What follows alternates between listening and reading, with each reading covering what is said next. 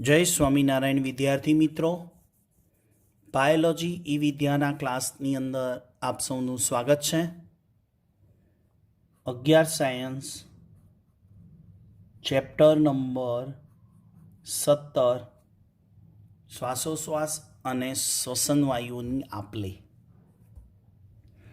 આજના વિડીયોનો ટોપિક છે 17.3, જેમાં શ્વસન વાયુઓની આપલે, જે આપણે ચોપડીનું ચેપ્ટરનું ટાઇટલ છે. હવે શ્વસન વાયુ એટલે કોણ? O2 અને CO2.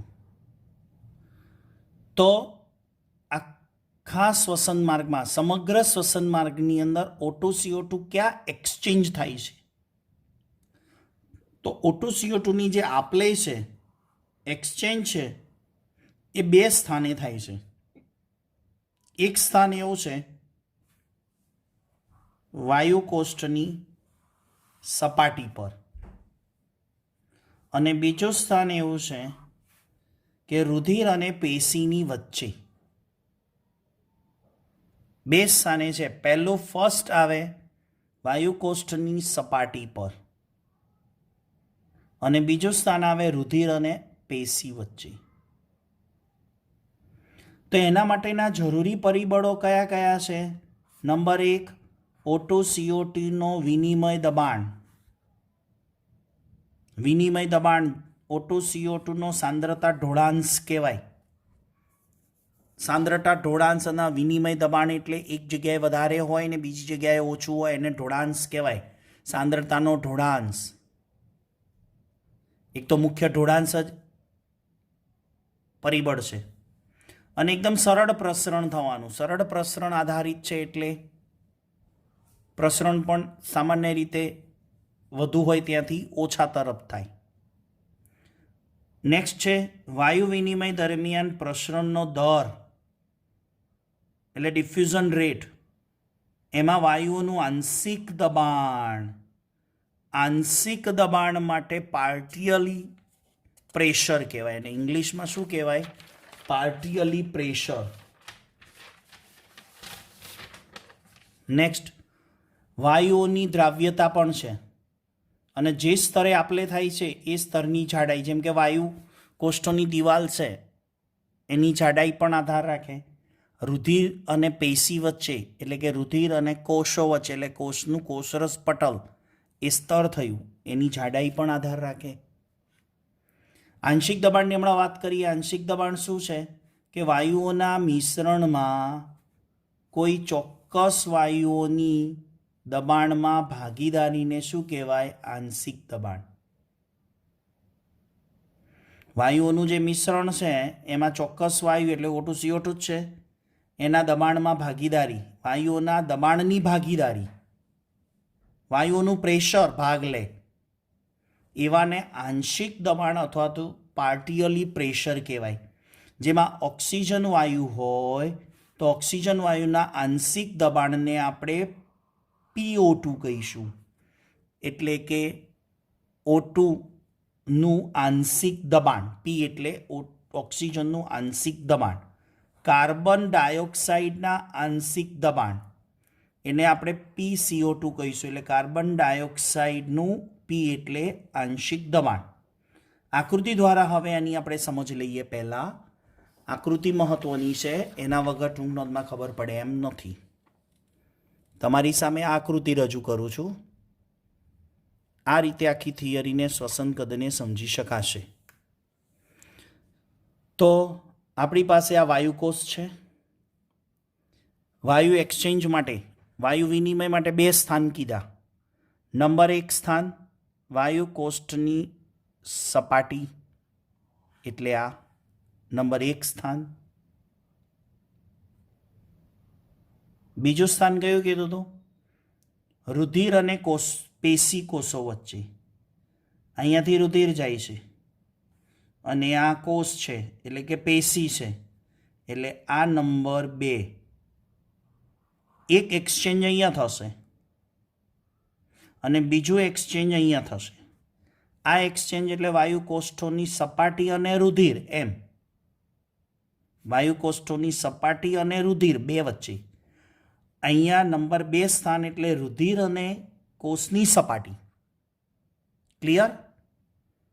હવે યાદ રાખવાનું છે, આ વાયુકોષ છે, આ મનુષ્યનું શું છે? હૃદય છે. મનુષ્યનું હૃદય. અને આ ફેફસા કહેવાય. શું કહેવાય? ફેફસા.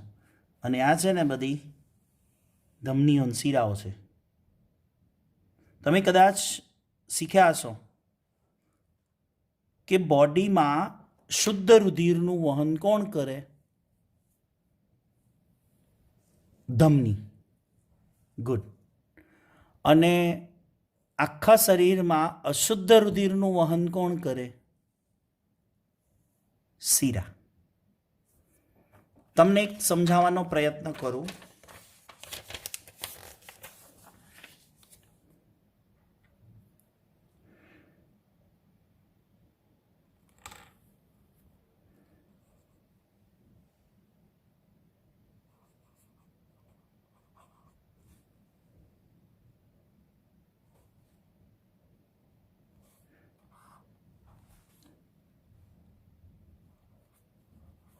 હૃદયથી ધમની વડે અંગોમાં જે રુધિર જાય એ કયું જાય? O2 યુક્ત. અંગોથી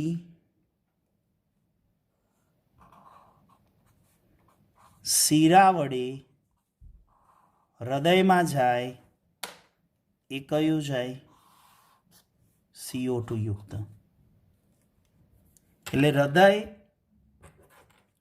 ધમની વડે અંગોમાં પ્રસરે એ ઓક્સિજનવાળું, અને અંગોમાં ચયાપચય થાય અને CO2 ઉત્પન્ન થાય, એ CO2 લઈને શિરાઓ હૃદયમાં મોકલે. અને હૃદય દ્વારા બધું રુધિર પહેલાં ફેફસા તરફ વાયુકોષ્ઠોની દિવાલ ઉપર આવે અને ત્યાં વાયુઓનું એક્સચેન્જ થાય. હૃદય માત્ર રુધિરનું કલેક્શન સેન્ટર છે, જેને ઓક્સિજન લેવા ફેફસાની સપાટી પર મોકલે છે, અને ઓક્સિજન લઈ અને CO2 મૂકી અને પાછું હૃદયમાં લાવવાનું. એનો પણ આ પરિવહન માર્ગ છે, રુધિર પરિવહન માર્ગ. એની સાથે લેવામાં આવ્યો છે. હવે આપણે ઓક્સિજન અને CO2ના દબાણની વાત કરી. જ્યારે વાયુકોષ્ઠોમાં હોય ત્યારે ઓક્સિજનનું આંશિક દબાણ કેટલું છે? 104. અને CO2નું આંશિક દબાણ કેટલું છે? 40. mmHg પારાના સ્તંભની ઊંચાઈ એનો એકમ છે, mmHg. અહીંયા ઓક્સિજનનું દબાણ છે 104 અને અહીંયા CO2નું દબાણ છે 40. ઓકે. હવે આ કઈ ધમની છે? ફુફ્ફુસીય ધમની. મેં તમને હમણાં એમ કીધું કે ધમની વડે ઓક્સિજન યુક્ત રુધિર વહન થાય, પણ અપવાદ તરીકે ફુફ્ફુસીય ધમનીમાં O2 વિહીન રુધિર હોય. જ્યારે આખા બોડીની શિરામાં CO2 વાળું રુધિર હોય, પણ ફેફસામાં આવતી શિરા, એટલે હૃદયથી ફેફસા તરફ જે શિરા આવે એ O2 યુક્ત રુધિર લઈને આવે. એટલે બે અપવાદ યાદ રાખવાના. ફુફ્ફુસ શિરામાં એક એવી કઈ શિરા બોડીમાં છે કે જેમાં ઓક્સિજન યુક્ત રુધિર હોય? ફુફ્ફુસીય શિરા. બાકી બધી શિરામાં CO2 વાળું. ધમનીમાં હંમેશા કેવું રુધિર હોય? બોડીની બધી ધમનીઓમાં ઓક્સિજન યુક્ત. પણ ફુફ્ફુસીય ધમનીમાં કેવું રુધિર હોય? ઓક્સિજન વિહીન. અહીંયા એક શબ્દ લખવાની મને ઈચ્છા થાય છે જેથી તમને પણ ક્રોસ થાય. O2 યુક્ત રુધિર એટલે કેવું કહેવાય? CO2 વિહીન કહેવાય, રાઈટ? અને અહીંયા O2 વિહીન રુધિર એટલે O2 વિહીન રુધિર એટલે CO2 યુક્ત કહેવાય. ઓકે. હવે જો અહીંયા આ છે જમણું કર્ણક, આ છે ડાબું કર્ણક, આ છે જમણું ક્ષેપક, આ ડાબું ક્ષેપક. હવે જમણા કર્ણકમાં આવેલું રુધિર જમણા ક્ષેપકમાં જાય. જમણા ક્ષેપકમાં રહેલું આ ભાગમાં બધું જ અશુદ્ધ રુધિર હોય, બરાબર, અને આ ભાગમાં બધું શુદ્ધ હોય. આ ભાગમાં જમણા ક્ષેપકમાં રહેલું અશુદ્ધ રુધિર આ ફુફ્ફુસીય ધમની દ્વારા ક્યાં આવે? વાયુકોષ્ઠોની દિવાલ ઉપર. એટલે CO2 અંદર વાયુકોષ્ઠોમાં એન્ટર થાય અને O2 દાખલ થાય. ત્યારે આ ભાગમાં જે CO2 વાળું રુધિર આવેલું છે અને ઓક્સિજન ગેરહાજર છે, એ ક્યાંથી આવ્યું? અંગોમાંથી દૈહિક શિરા વડે આવે છે. તો એ વખતે O2નું દબાણ કેટલું છે? 40 અને CO2નું દબાણ 45 છે. તો એ જ O2 CO2 વાળું રુધિર અહીંયા થઈને ફુફ્ફુસીય ધમની દ્વારા અહીંયા આવશે. એટલે CO2નું દબાણ કેટલું છે? 45 અને અહીંયા કેટલું છે?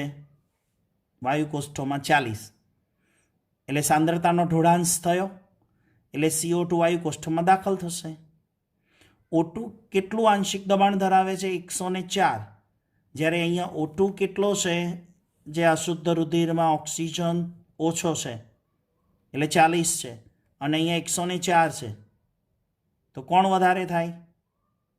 104. એટલે ઓક્સિજન ક્યાં આવશે? અહીંયા આગળ. એટલે આ એક્સચેન્જ થયું.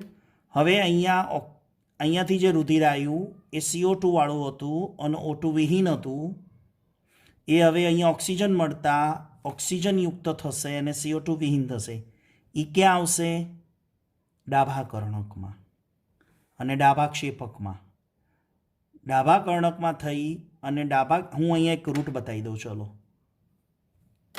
આપણે એક રૂટ બતાવી દઈએ.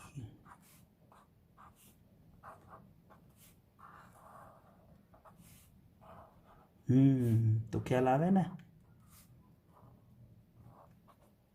Good good. અને છેક પેશી સુધી જશે. ઓકે.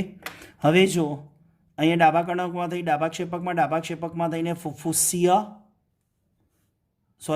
ધમની મહાધમની વડે આ ફુફ્ફુસીય શિરા વડે બરાબર હૃદયમાં દાખલ થઈ ગયું. ડાબા ક્ષેપકમાંથી મહાધમની વડે એ ધમનીઓ કયું રુધિર? O2 યુક્ત રુધિર, જેમાં અહીંયા કેટલું દબાણ છે? 95 અને 40. ઓક્સિજનનું દબાણ 95 છે પેશી કોષો આગળ, ઓકે, અને CO2 40 છે. અહીંયા તમે ગણતરી કરી શકો 104 વાળું આવે છે. એટલે ઓક્સિજનનું 95 છે એટલે 104 દબાણ લઈને આવે એટલે ઓક્સિજન અંદર દાખલ થશે અને CO2 દૂર થશે. તો શરીરની પેશીમાં ઓક્સિજન દાખલ થયો અને CO2 દૂર થયો. તો આ 1, આ 2 અને આ 3 વસ્તુના માપ એટલે કે એના પ્રમાણ યાદ રાખવાના છે. છતાંય આપણે નાની મોટી ક્વેરી ઝૂમ લેક્ચરમાં સોલ્વ કરીશું. જેનું ટેબલ આપ્યું છે એ ટેબલને પણ સમજવાની કોશિશ કરવાની. એ ટેબલને સમજવા માટે આ આકૃતિ છે. આગળ છેલ્લે પોઈન્ટ નોંધીએ તો સાંદ્રતાનો ઢોળાંશ O2ના પ્રસરણ માટે કઈ બાજુ છે? વાયુકોષ્ઠોથી રુધિર અને રુધિરથી પેશી. O2 ક્યાં હોય? O2 વાયુકોષ્ઠોથી રુધિર અને રુધિરથી કોષો. જ્યારે CO2ના પ્રસરણ માટે કોષોથી રુધિર અને રુધિરથી વાયુકોષ્ઠ. પેશીથી રુધિર અને રુધિરથી વાયુકોષ્ઠ. ગુડ. નેક્સ્ટ, અગત્યની નોંધ, O2ની સાપેક્ષે CO2ની દ્રાવ્યતા 20થી 25 ગણી વધારે હોય અને CO2ના પ્રસરણની માત્રા O2ની તુલનામાં ખૂબ જ વધારે છે. CO2ની માત્રા O2ની તુલનામાં ખૂબ જ વધારે છે. આ 2 પોઈન્ટ નીટ માટે યાદ અગત્યના રાખવાના છે. આશા રાખું છું આવતા વિડીયો સુધી તમે આ તૈયાર કરી લેશો અને ચોપડી પ્રમાણે word to word, line to line વાંચીને તૈયાર કરી રાખશો, જેથી કોઈ ક્વેરી હોય તો ઝૂમ ઉપર આપણે એને સોલ્વ કરી શકીએ. આવતા વિડીયો લેક્ચર સુધી સૌ વિદ્યાર્થી મિત્રોને HP સરના જય સ્વામિનારાયણ.